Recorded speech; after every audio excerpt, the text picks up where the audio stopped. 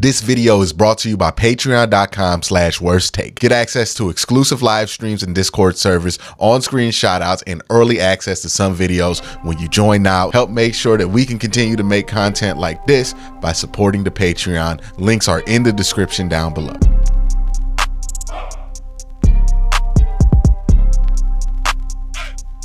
All right, let's have a conversation about job security, because right now the Browns are 1-6, and usually when your team is 1-6 and you had Super Bowl aspirations and you largely got to 1-6 with a largely healthy team, not mainly healthy team, but a team that was healthy enough at some of the key positions.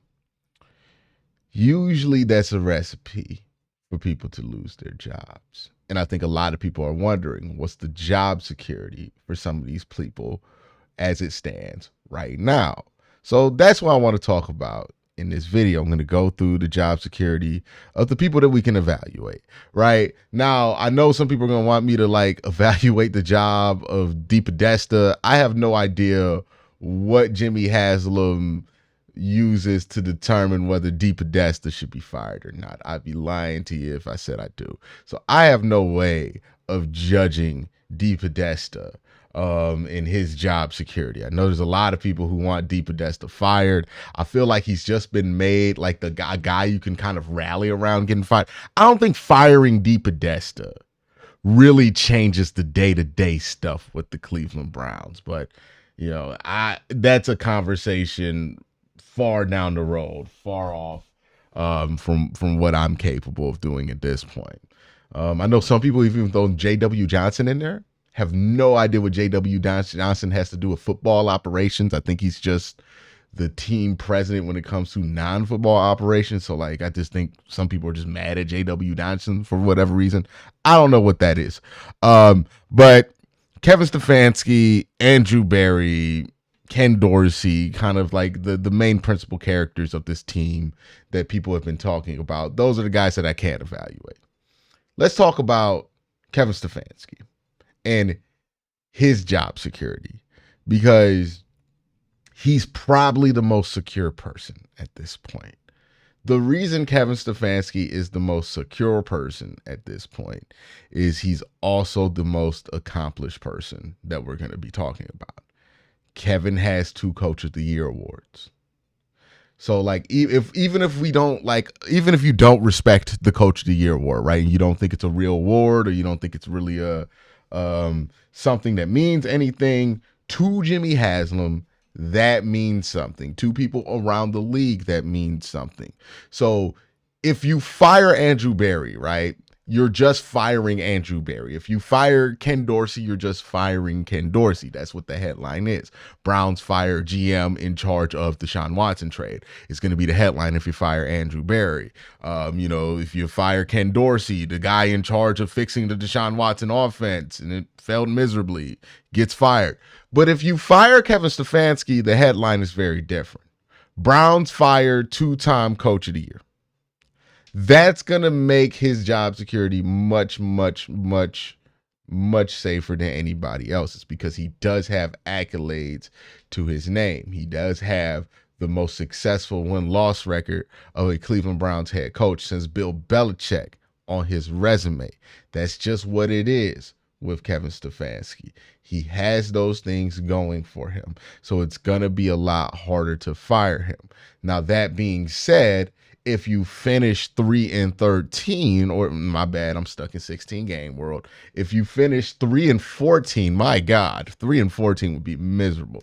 If you finish 3-14, all bets are off, right? 2 Coach of the Year awards ain't going to save you from that. There have been coaches who've won Super Bowls that can't survive a 3-win season, right? Especially in a season where you were expected to be in Super Bowl contention to start the year. Getting to 3 wins, probably going to put your job in danger and probably going to get everybody fired at that point. So that is a scenario in which Kevin Stefanski will be fired. But if Kevin can rally this offense and reestablish that his offensive value as a offensive mind on this team, right?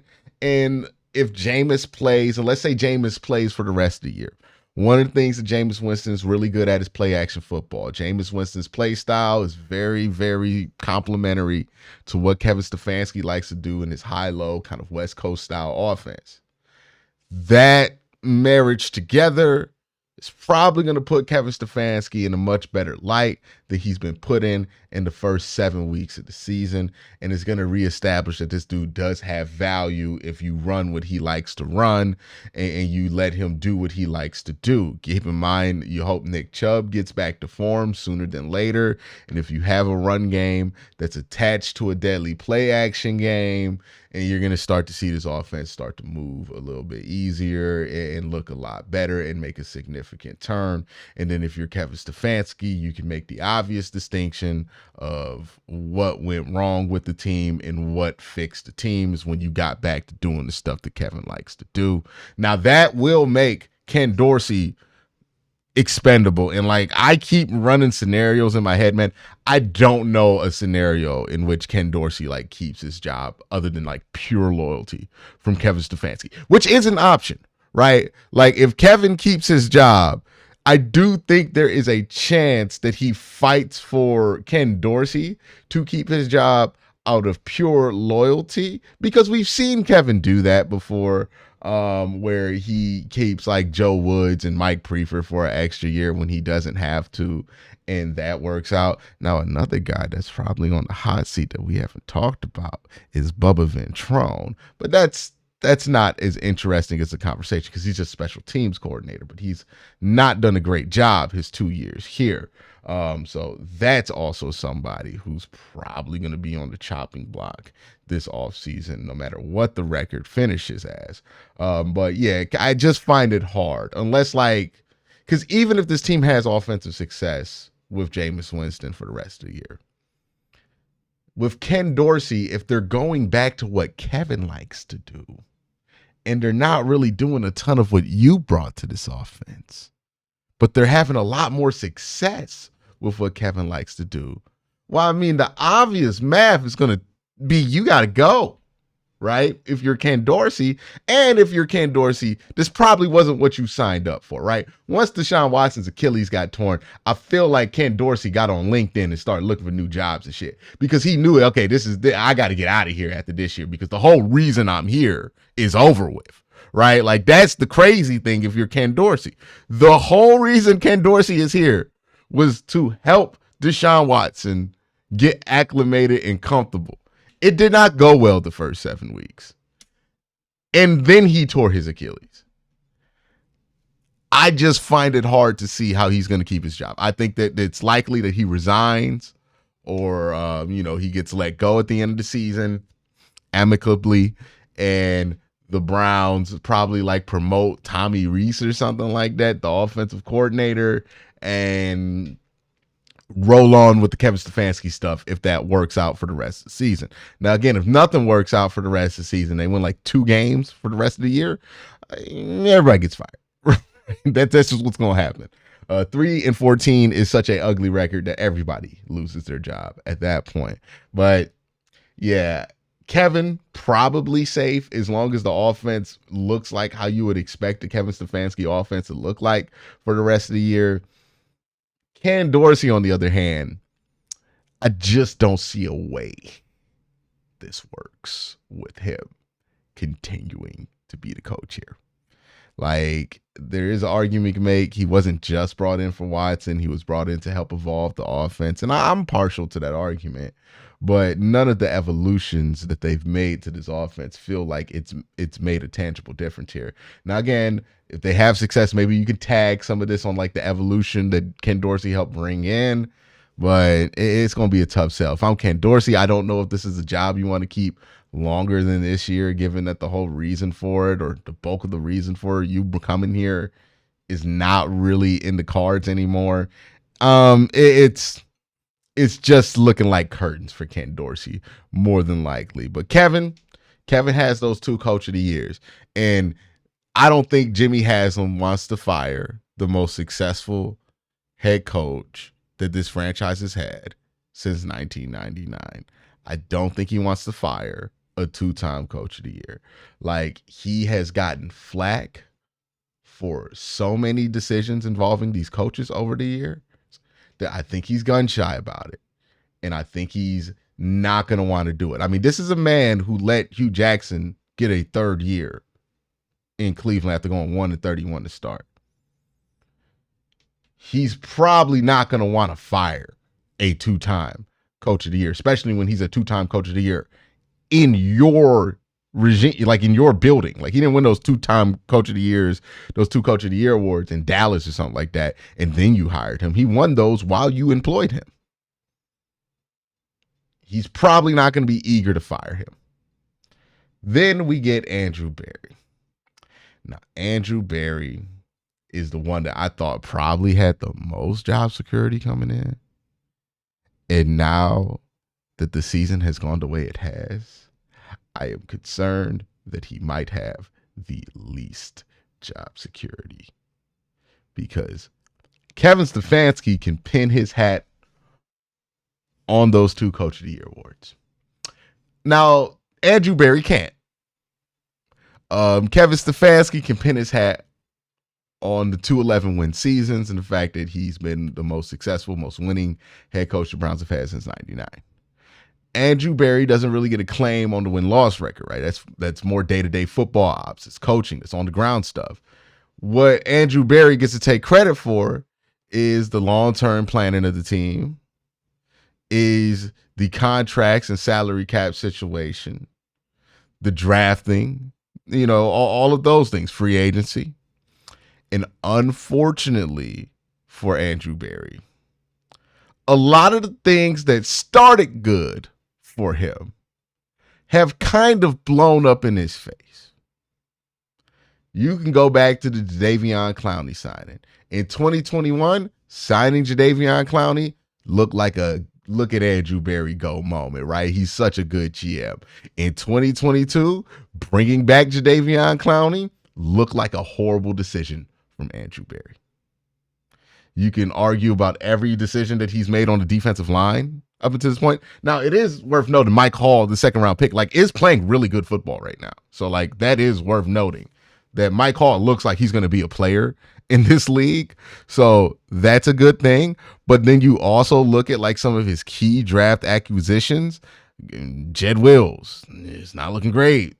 Greg Newsome, he's not bad, but he's not one of the players you've identified as given an extension. And it's not good that the 2 first-round picks that you've selected, you're not gung-ho about giving them an extension. Now, it is good that there have been other players that you have drafted that you do want to give an extension, right? I don't want to act like he's never drafted anybody. Grant Delpit, great player. He drafted him. JOK, great player. He drafted him. There are already young guys on this roster that were drafted by Andrew Berry that have been extended. It's just not the 2 first-round picks that have been extended. Wide receiver development hasn't been great. I don't think Cedric Tillman's going to hit. I do like Jamari Thrash, but I don't think Jamari Thrash is going to turn into a number 1 wide receiver. Love to be proven wrong on that, but I think he's going to be a nice hit for a 5th-round pick, but I don't think he's going to be a big swing there for the 3rd-round pick or anything like that. Same thing with David Bell, who didn't turn out to be much. It's been tough developing at that position there. And then the 2 draft picks recently that Andrew Berry could really hang his hat on were Martin Emerson and DeJuan Jones. Unfortunately for Andrew Berry, Martin Emerson and DeJuan Jones have played pretty poor football.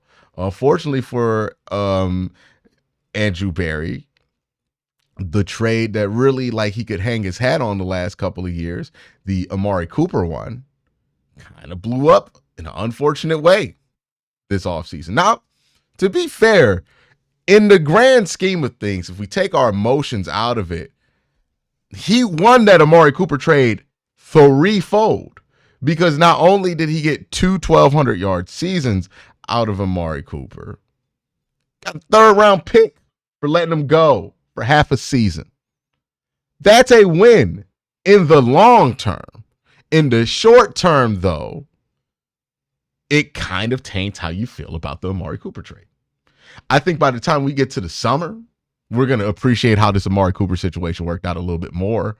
Like I can usually tell when I have an opinion that's going to be appreciated later rather than right now. And this is one of them. Like the Amari Cooper trade's an absolute win. You traded a 5th round pick. You got Amari Cooper, 2 1,200-yard seasons, and then you got a third round pick for him on the way out. Absolute win. You basically got top tier production for 2 years and then a 3rd round pick on the way out. Absolute win for Andrew Berry. But you also got the Deshaun Watson trade.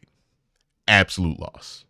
Now, there's a debate on who was responsible and who was the driving force behind the Deshaun Watson trade.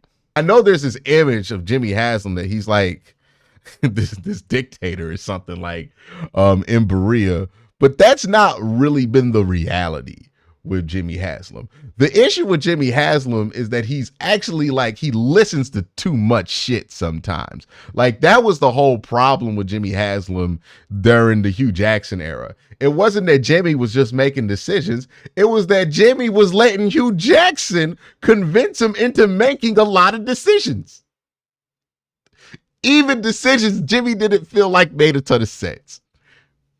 Hugh would just walk in there, fuss up a store to Jimmy Haslam, and Jimmy Haslam like, you know what, Hugh, I'll do what you want. I'll do what you want. That's been the issue with Jimmy Haslam, is that he's a bit too malleable when it comes to who you put in charge, and it's really important that you separate football operations from Jimmy Haslam because of that, because it's real easy for a power vacuum to be created and one person to get the ear of Jimmy Haslam and that person to basically run the team, even though they're not supposed to.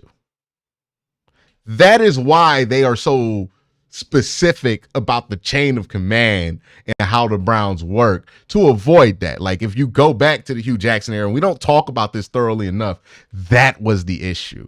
So like when it comes to Jimmy Haslam and like trying to figure out like what Jimmy did or what he didn't do or how involved he was, is more of a conversation of who influenced Jimmy than if Jimmy's going to influence somebody else. You know what I mean? Like Jimmy is usually the one getting influenced. Even his most famous quote, right, about the homeless guy convincing him to draft Johnny Manziel. This is a guy who is easily influenced. That's been the problem with Jimmy, not Jimmy trying to influence others. So it doesn't make sense to me, this ideal of like, oh, well, Jimmy just came in gung-ho, wanting to get Deshaun Watson. That's not how things usually happen with Jimmy Haslam. And let me be clear here on what I'm saying. I'm not saying that Jimmy Haslam is like innocent in this whole thing. Like, no, he's as complicit as anybody else.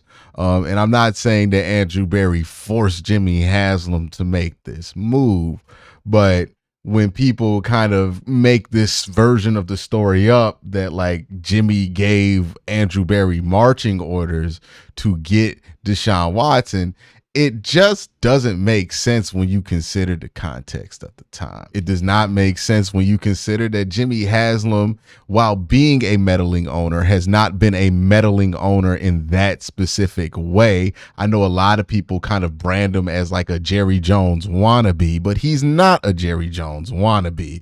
What he is somebody who's easily scammed at times. And I think what happened with the Deshaun Watson thing is very simple. In 2020, it made sense, not 2020, in 2022, it made sense to trade for Deshaun Watson, and the Browns front office and head coach put together a convincing argument to Jimmy Haslam about going forward on this, and Jimmy signed off on it. It wasn't anything crazy. It's not a story of Jimmy holding Andrew Berry hostage to make this move. It is a very logical way that we got here, which is the same exact way that 13 other teams got to the same place with Deshaun Watson in 2022. So it's not like the Browns were the only team that did this. This is what happened. Andrew Berry wanted Deshaun Watson. And again, I've said this before. I don't really blame them for making the move when they made it. It's a callous move. It was a cynical move when you consider the off the field aspect of it. But from a pure on the field standpoint, I get why they made the decision they made at the time. It did make sense from a football standpoint. And then it didn't work. My judgment on Andrew Berry isn't that he made the trade. It's what you do after the trade stops working. The question is everything else going on wrong at this same time going to even give him the opportunity to show us that part of it? Also, ownership is understanding that this offseason they're going to go into the draft with 4 top 100 picks and a first-round pick for the first time since, 2021? So they're going to want to be very sure about their player personnel department. And that means that they're probably going to audit the player personnel department. And they're going to really evaluate Andrew Berry if he is who they want him to be as the talent evaluator, because they understand these next 2 drafts for this team are going to be vital. Like these next 2 drafts for the Cleveland Browns, these next 2 off seasons for the Cleveland Browns are going to determine whether they're going to go back into the sinkhole of mediocrity or if they're going to bounce back from this stronger than where they left it. You want to be very sure about the GM in that situation. And Andrew Berry has had a rough year. It's going to be hard for him to survive that challenge. So I do think there is a concern here if you're Andrew Berry that you may not be able to keep your job. So here's how I would go with it. Ken Dorsey's seat, to me, steaming red hot. That shit is pretty much, he's probably going to be fired. Like, I would not be shocked to hear that Ken Dorsey been let go at any point during this season. And it's not because he deserves to get fired. Let me make that clear. It's just like, if there's a dude who gets fired, it's obviously going to be Ken Dorsey first. Kevin's seat, not as hot as I think some people want it to be. I think some people want Kevin's seat to be as hot as Ken Dorsey's seat. You can make the argument for it. If he doesn't win more than like 6 games this season, you're probably going to have a red hot seat for Kevin Stefanski. But if the offense starts to play a lot better at the end of the season, you win some more games, Kevin's going to be just fine. His seat's neutral.